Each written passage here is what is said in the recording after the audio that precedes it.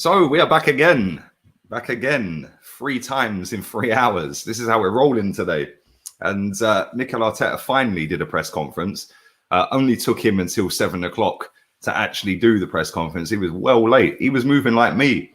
But he has done a press conference. He was asked a lot of questions about Mr. Ozil, of course. And obviously we have got a Europa League game tomorrow against Rapid Vienna. We're going to go through the transcript. It says much of Mikel's press conference was centered around Mesut Ozil, but he did manage to answer some other questions. He was asked loads of questions. We're gonna go through them. Hopefully, it'll be a better press conference than last time round, because the last press conference we did was an absolute shambles. But do smash the likes up. I would appreciate that. Do subscribe if you're new. Tomorrow, I will be doing a preview. I'm not doing that tonight. I'll do it tomorrow. So yeah, make sure you keep your eyes peeled for that. And then we're doing the watch along in the evening as well. It's a 5 to 6 kickoff UK time, and it's on BT Sport. So yes, Chig will be joining me. Guna Eagle Eye. His link is in the description. But let's get straight on with this. Where does the Europa League rank in his priorities? He said, we're very excited to be playing back in Europe. Yay, the elite competition. After a difficult season where we had to earn our right to play here through winning the FA Cup. That was a big bonus for us. We want to make the best out of it in every competition we're involved in. Our aim is to try and win it. Yes, win it, because that's what it's all about. The game is about glory. On rumours surrounding the European Super League, I'm not going to bother reading that. It's got nothing to do with this game. On whether the squad can compete in the Europa League and the Premier League. Said time will tell, depending on what happens in this COVID situation, depending on the injuries. I believe that we have a squad to try and fight until the last moment, and the passion we are looking for in this competition to go as far as possible and win it. Whether Runnison will play, he said, I can't tell you the lineup until tomorrow. The strength of the squad, he said, we had 1 or 2 issues, as you know, against City with a few players missing out, but the rest are okay. We have Mustafi back after a long injury. Yay, we're saved. He's done really well and looks fit to play. So we still have a big squad. We have 21 players here, and we will make the right decision. The decisions tomorrow who starts. What difference will it make playing in front of fans again? For anybody who doesn't know, Rapid Vienna are going to have 3,000 fans from their team in the ground. They're going to be socially distanced, but they're going to have their own fans in the ground tomorrow. So it's going to be a bit different, that's for sure. He said, I don't know. I think it's going to be really nice, but it'll be strange. But finally, we're going to have some people there watching us who are not just people working around us on a daily basis. It's an experience. Let's see how we feel with it, but it's a very positive thing. He was then asked about Thomas Partey, whether he will play. He said he reacted well. He came on and looked strong and confident against Man City and added something positive to the team. This was a very short turnaround for him since he joined the team. He had a day or a day and a half training. He's done a few more training sessions, but looks ready. He's got his eye on the ball. He is ready. On whether the fans needed it clarified or the board needed to clarify it. What's that all about? Have I missed something here?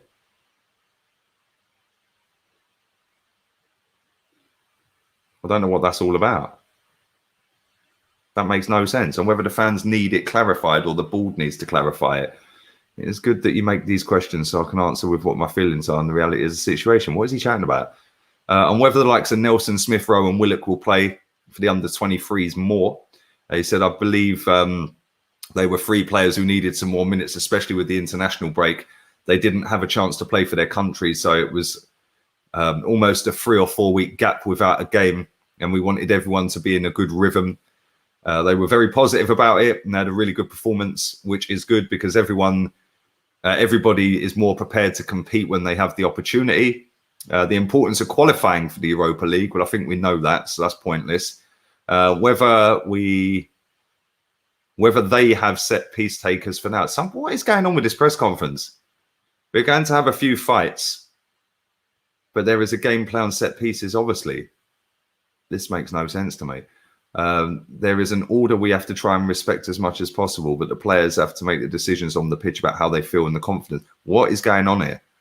Like, what is that all about? Where's the rest of the press conference? Hello, where's the press conference? What's going on? That can't be it. He was asked loads about Ozil. I know he was. What is going on with this press conference? Smash the likes up while I find the rest of it, please. Arsenal.com, sort your website out. Yeah, what is going on? What is these random questions we're looking at? Why don't they just put the whole transcript up in one hit? What's going on? I don't get it. I don't get it, people.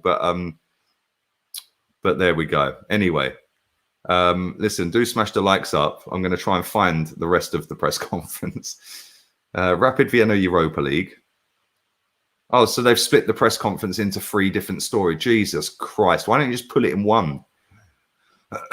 Let's go to this part of the press conference then, shall we? He spoke about Mesut Ozil. There we go. Let's have a little look at this. Mikel Arteta has stressed that Mesut Ozil's omission from our Premier League and Europa League squads is entirely down to footballing reasons. Speaking ahead of the game against Rapid Vienna, our manager was asked about the playmaker's statement and his future. Here's what he said. On the statement, he said, everyone is free to express their feelings. What I can say from my side is it's just a footballing decision, and my conscience is very calm about it because I was very fair with him. My level of communication with him has been really high. We know what to expect from each other. When I believed that he could contribute to the team to be better, which is why I was hired for this football club to become manager, to win football matches, competitions, and create and build a project for the short, medium, and long term. He has had the opportunity like everyone else. I'm sad that I had to leave 3 players off the list. Who was the other one? Socrates, Ozil. Who was the third one? Which is never pleasant. Was it Saliba? But I just have to say that I tried to look everybody in the eye and feel comfortable with it. With Mesut, I had the feeling because I have been very straightforward since day one that I've arrived at this club. He was then asked on whether he could leave before the end of his contract. No, that's not a stage we're at. Obviously, a player of that dimension with the career that he's had, international level and everything that happens around him has a big impact. It has been the case for the last 8 years. It's nothing new. It's nothing that's just happening now. A lot of things have been happening over the last 8 years. My job is to get the best out of every player to contribute to the team and the performance. Here, I feel at the moment today that I have fouled because I want the best possible Mesut for the team. In some moments, I was able to get close to that, but in other moments, I haven't been able to because I had to make a decision to leave him out the squad. This is the reality of football, that anything can happen, and I've learned that over the years. That's the reality. We have to face it. The best way to face it is to talk things through face to face and do it the right way. This is the way I am, and this is the way I'll continue to do it. He was then asked whether Ozil has played his last game for the club. He said, honestly, I'll take full responsibility. I have been the one getting the best out of the players. It's my responsibility. Again, it's nothing related to anything, any behavior or things that I have read, like pay cuts. It's not true. It's my decision. If someone has to blame me, if there's someone to blame, blame me. And that will happen when we lose football matches. It's my responsibility. I have to make the decision to get the best possible squad out there to win football matches and competitions as often as I can. In order to do that, I try to be fair with him and with other players in the squad to defend them as much as possible for the interests of the football club. This goes on for quite a while, by the way. I will come back to comments in a minute. I can't see any of them at the moment while I'm reading this. On what Ozil wasn't doing on the pitch to meet his expectations. He goes, listen, I can't discuss the individual performances of every player. Here as well with Mesut, I feel pain when I have to leave players out. Believe me, it's the same when I had to do the same with Socrates. And the fact that William is not here after he joined the club. Oh, it was Saliba. Because of the restrictions we have with the competition, as you can understand, I cannot disclose the technical decisions as to whether players play or not. On the plan for Ozil for the next few months, he said he's been training with us. He's involved with our squad routines. We expect him to train and do the best he can. We have to treat him well. and I've tried to keep him motivated as possible, which is obviously difficult in these circumstances, but we move forward. Did Mesut Ozil's statement surprise you? He said no.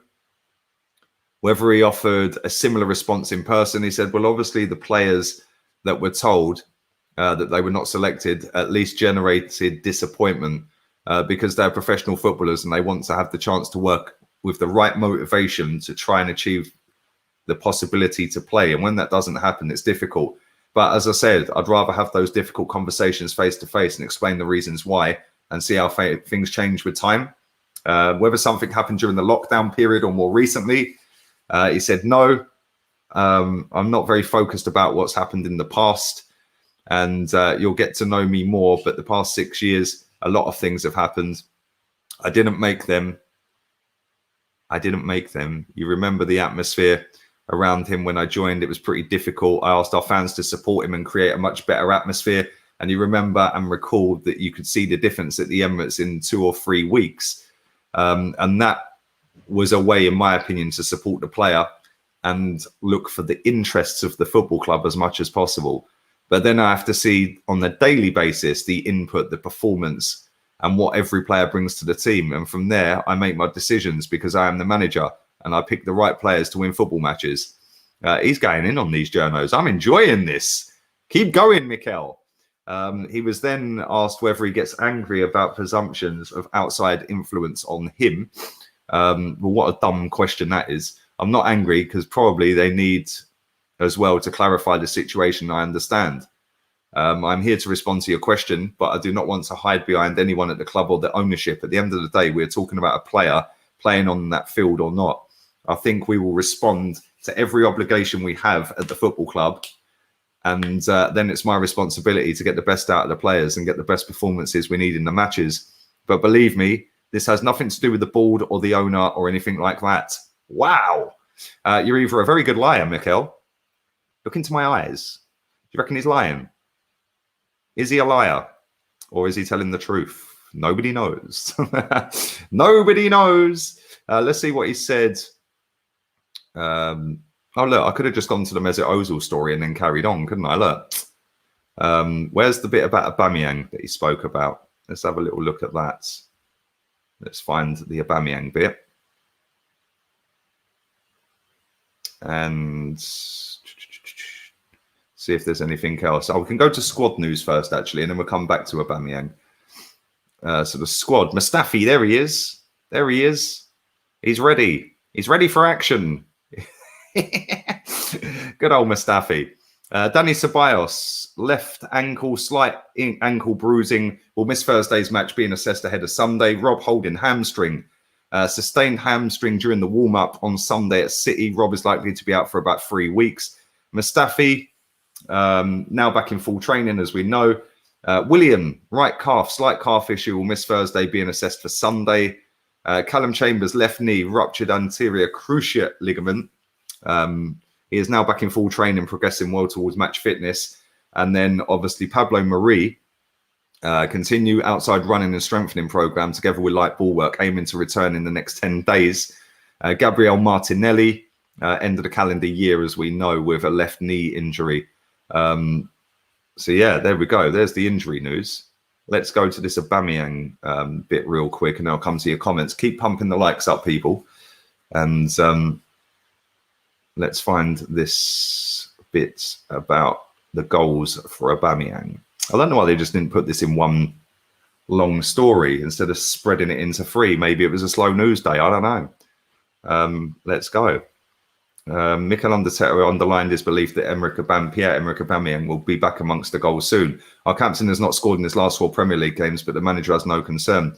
He said, with all the strikers, if you ask them when they don't score for 3 or 4 games, if they have concerns, in my opinion, he's performing right now, he said.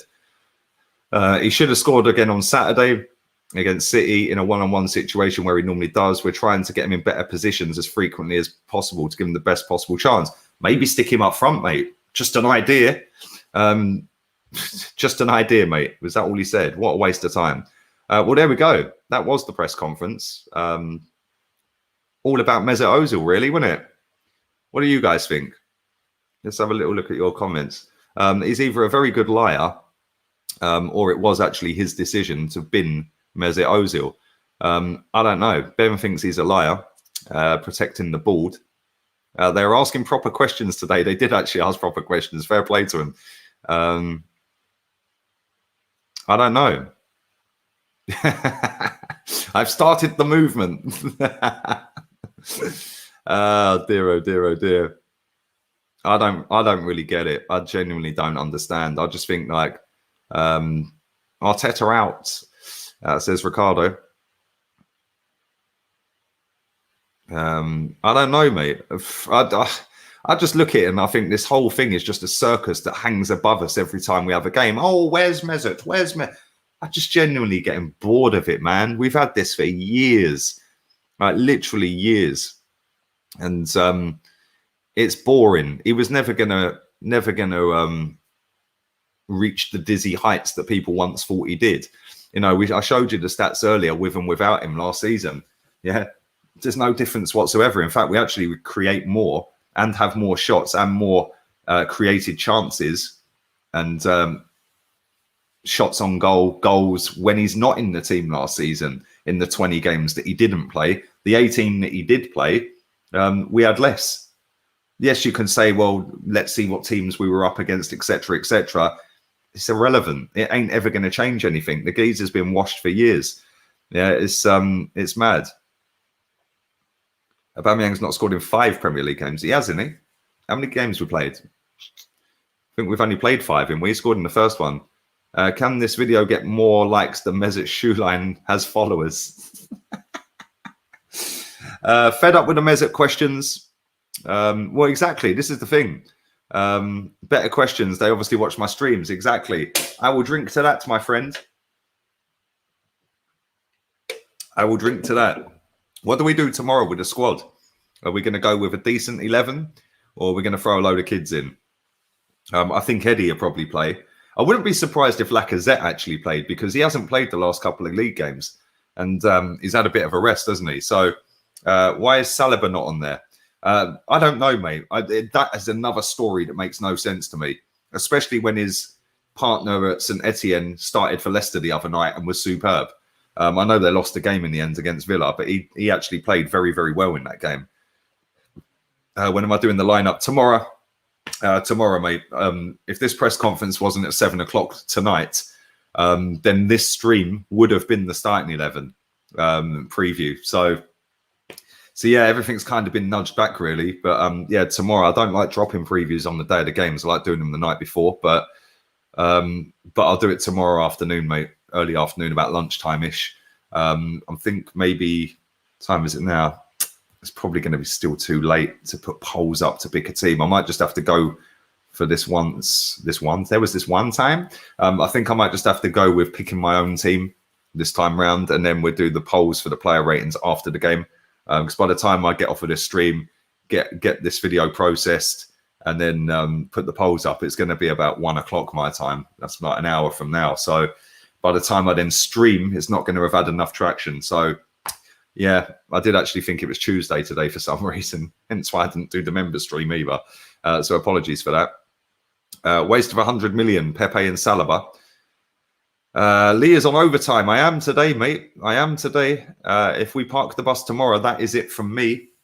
Well, we can't be parking the bus against this dot, surely. Is it true Ceballos, Holden and Willian are injured? Yes, darling. Just popped that up a minute ago. Willian and Ceballos have got little knocks that there's just a precaution more than anything. I think they'll be fine for Sunday, but they're not there. No, they're not in the squad. Excited to see Smith Rowe tomorrow. And yeah, he'll probably be benched. That's how we roll at this football club. Will Runnison start? I don't know, man. I think he will. I think we'll probably play him tomorrow. And it'd be nice to see him actually have a run out as well, wouldn't it? Because we've signed him. We might as well use him. Smith Rowe is a good Xhaka replacement.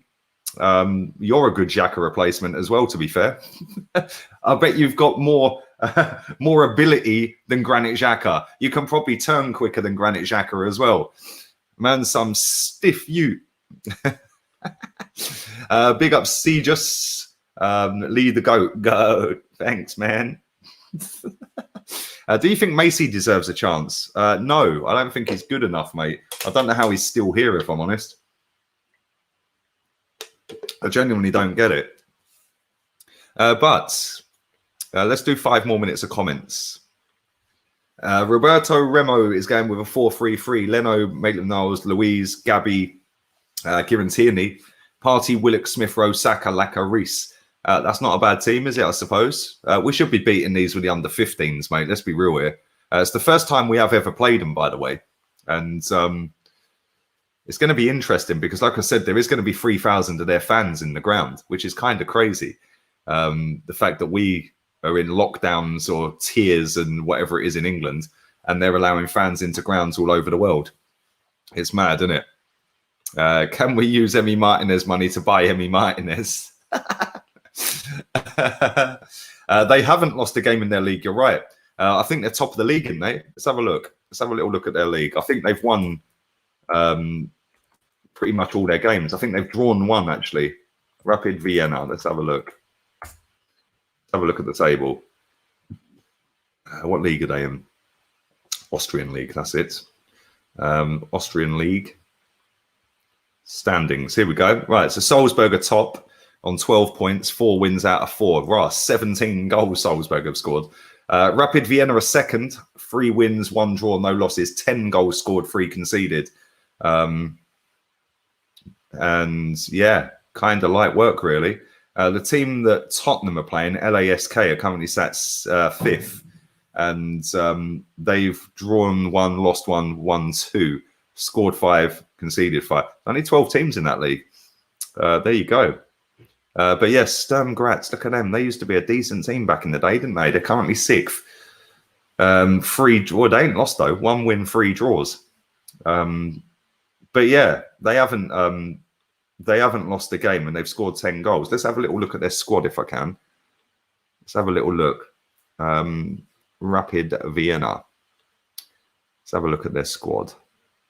Their last game was a 5-1 win against Vienna Neustadt. I've butchered that name, but there you go. Let's have a look at their starting 11 in that game. Do we know any of their players? Do we know any of them?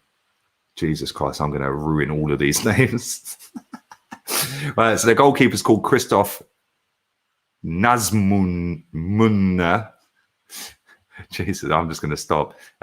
Mela Ibramoglu. I think I got that one right. Mario Sonletner. Maximilian Hoffman. Matteo Barak. Dejan Lubasic. Serdan Gravoch. We don't know any of these players, do we, really? Let's be real. Forsten Schick. Don't know any of them. Philip Switchkoff. Is that the Switchkoff son? Is that who he is? Should we have a little click on him? Is he related to the Switchkoff family?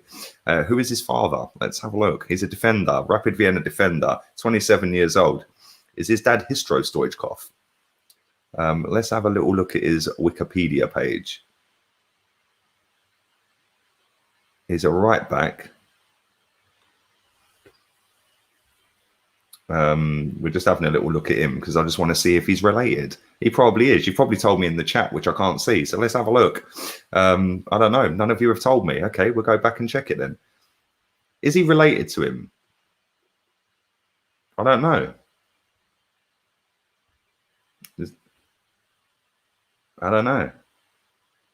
Either way, we don't know any of their players. No, I can't find it.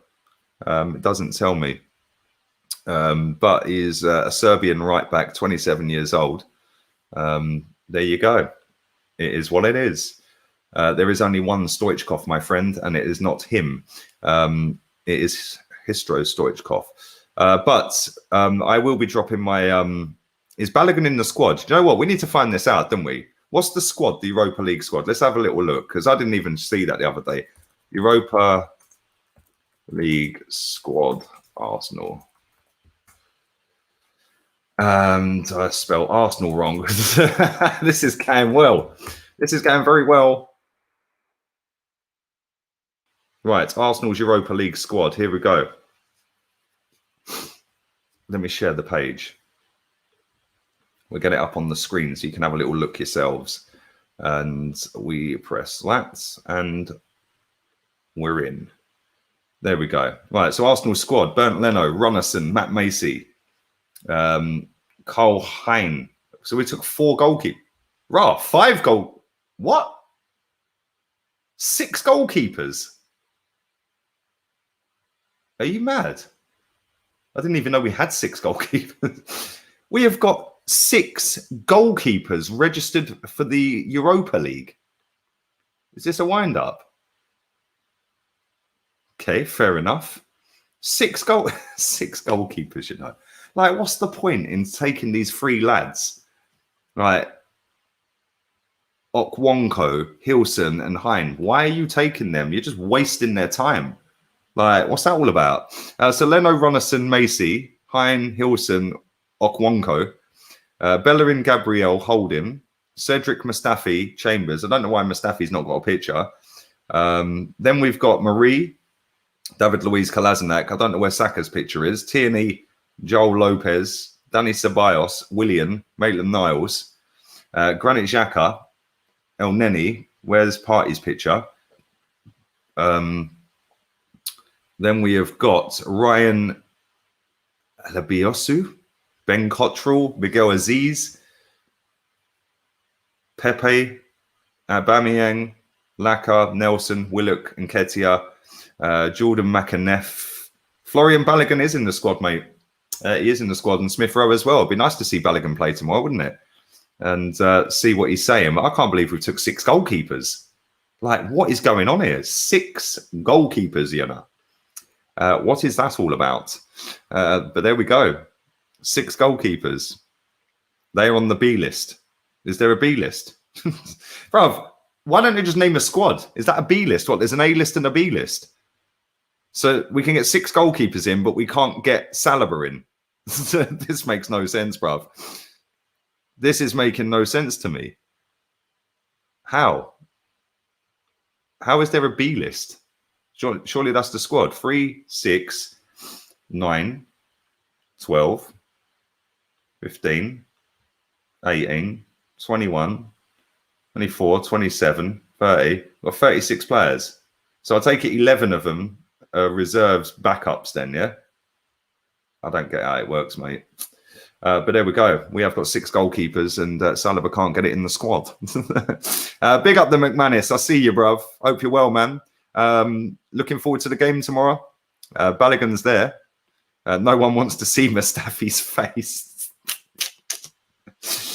Bruv, I told all of these. I told everyone in December. Arteta's out of his depth, bruv. But he is the puppet, and Stanley Kroenke in the board of the puppet master.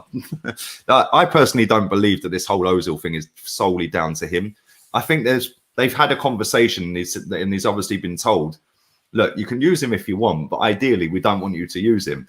I think Unai Emery had the same conversation with him, and Unai backed down in the end. But I do think that Arteta is not going to go against the people who are playing him, whereas Unai Emery was just like, bollocks, mate. If I want to play him, I'm playing him. Yeah, but the asterisk means they're on the B list, yeah? Okay, I didn't realise that you picked a B list for this, but there you go. But yeah, I do think, big up Matt. If you haven't subscribed to Matt's channel, go and subscribe to Matt's channel right now. He's doing bits on there. Big up yourself, bruv. But yeah, I do think that this whole Ozil thing, it's just a hindrance. Like, we may have had the conversation to try and get rid of him. The board and Arteta have definitely had a conversation, and I think they probably just come to the agreement that, yeah, cool, I'll take the flak for it, but it's a board decision.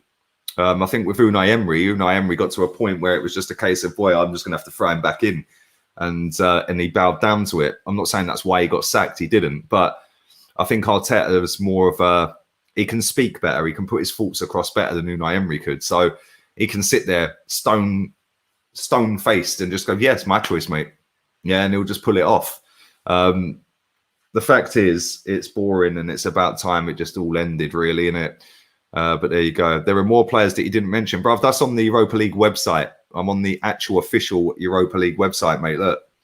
So that's the players that are on the website. There's nothing else I can do if they're not on there, mate. But there we go. Anyway, I'm going to wrap this stream up. And I will be back tomorrow lunchtime with the starting 11 and the preview. Like I said, if this press conference had been done before 7 o'clock at night, this show would have been the preview, but it wasn't, and that is what it is. So tomorrow lunchtime, preview for the game, starting 11. Then in the evening, I'll be doing a live watch along with Goona Eagle Eye. His link is in the description. So is my Insta, so is Facebook, so is HOTMIC, so is Flick. Download the whole lot. And I'm out of here. We'll have a wonderful evening. Laters, peeps.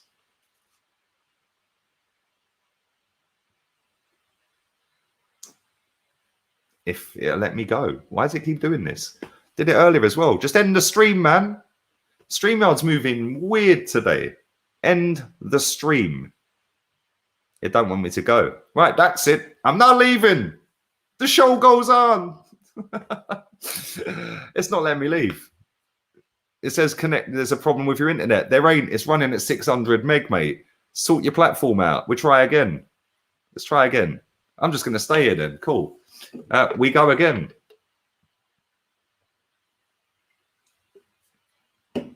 It's not having it, is it? It's really not having it. It won't let me leave. It's not letting me leave. Keep saying having trouble connecting. Check your internet. There's nothing wrong with my internet, mate. Here he is. Goona Eagle Eye in the building. Bruv, I don't know what it's doing. It wouldn't let me put the links in. It wouldn't let me do anything earlier, man.